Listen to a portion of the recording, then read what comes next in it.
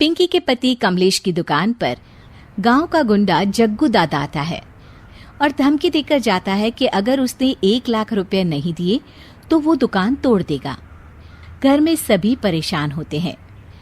अरे सत्यानाश हो उस जग्गू का, अच्छा खासा लड़का था, पता नहीं क्यों गुंडागर्दी करने लगा, किसी की भी जमीन हड़प लेता है और अब हमारी दुकान के पीछे पड़ा है नास पीटा।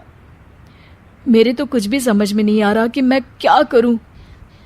अरे बेटा, मैं तो कह रही हूं कि 1 लाख रुपए दे दो और छुट्टी पाओ इस जग्गू दादा से। नहीं माँ, मेहनत की कमाई है, ऐसे कैसे दे दूं? मैं तो 1 रुपया भी नहीं देने वाला उसे। अरे पैसा तो दोबारा भी कमा लेंगे, पर जान है तो जहान है। नहीं पिताजी, मैं नहीं दूंगा पैसे, मैंने फैसला कर लिया है। पिंकी कमरे में आकर सोचने लगती है, मेरे पति के ऊपर ये कैसी मुसीबत आ गई है। हे भगवान, क्या करूं मैं? तभी उसे जादुई पत्थर से आवाज सुनाई देती है, दन दना दन दन दन दन, जो चाहे वो तू बन।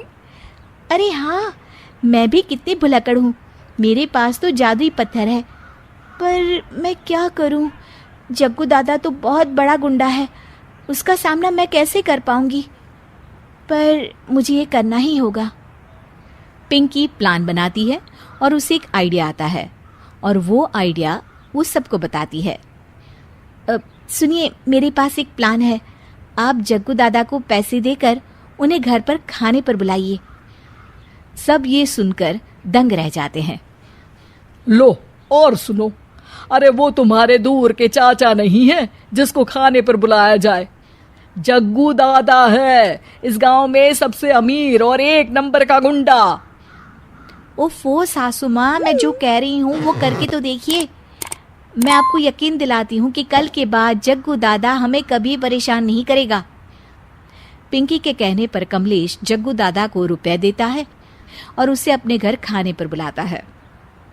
अरे भाई, मानना पड़ेगा कमलेश, काफी तरक्की कर लिया तुमने। 1 लाख रुपए तो बड़ा ही कम डोनेशन था। जग्गू दादा सोफे पर बैठता है और सबसे मिलने लगता है। अरे भाई लता मौसी, ठीक तो हो ना? सुना है घुटने में बहुत दर्द रहता है। हाँ बेटा, पर तुझे कैसे पता चला? अरे जग्गू दादा सारे गांव की खोज खबर रखता है, और वैसे भी मेरी माँ और आप तो बचपन की सहेलियां थी ना, तो आप तो हमारी मौसी हुई। मौसी कहकर 1 लाख रुपए का चूना लगा रहा है कमबख्त।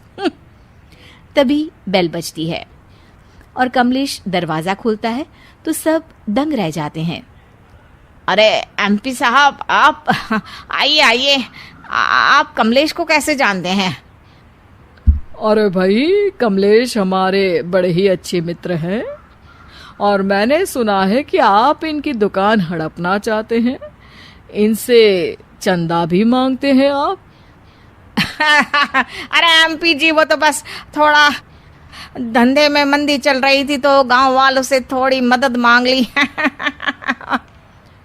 देखो जग्गू दादा, होंगे दादा तुम अपने घर के, ये हमारे पहचान के लोग हैं, इनके साथ तुमने कुछ भी उल्टा सीधा किया तो सीधा जेल में डाल देंगे, समझे? फिर वहां बाकी कैदियों से चंदा मांगते फिरोगे क्या? जग्गू घबरा जाता है और वहां से जाने लगता है। जी जी एमपी जी, समझ गए, हम चलते हैं, हमें माफ कर दो कमलेश बाबू। अरे बेटा, खाना तो खा लेता। अरे जग्गू। जग्गू दादा को भागता देख एमपी के रूप में बदली पिंकी हंसने लगती है और सब एमपी के पास आते हैं और उनका धन्यवाद करते हैं। आपको कैसे पता चला एमपी साहब कि जग्गू हमें परेशान कर रहा था? आपकी बहू पिंकी है ना, बड़ी ही समझदार है, वो मेरे ऑफिस आई और मुझसे मदद मांगी। क्या पिंकी ने यह सब किया? पिंकी अपने रूप में वापस आ रही होती है। अच्छा, मैं चलता हूँ, मेरा मतलब है। अरे ऐसे कैसे, आप बिना खाना खाए नहीं जा सकते, आइए आइए। नहीं नहीं, फिर कभी मुझे जाने दीजिए। पिंकी भागती है। अरे इन्हें किस बात की जल्दी थी? लगता है कोई इम्पोर्टेंट मीटिंग होगी माँ। हाँ भाई, बड़े लोग हैं, दिन में कुछ ना कुछ चलता ही रहता है। लेकिन भगवान का शुक्र है कि आज बहू की वजह से सब सही हो गया। पर बहू है कहाँ?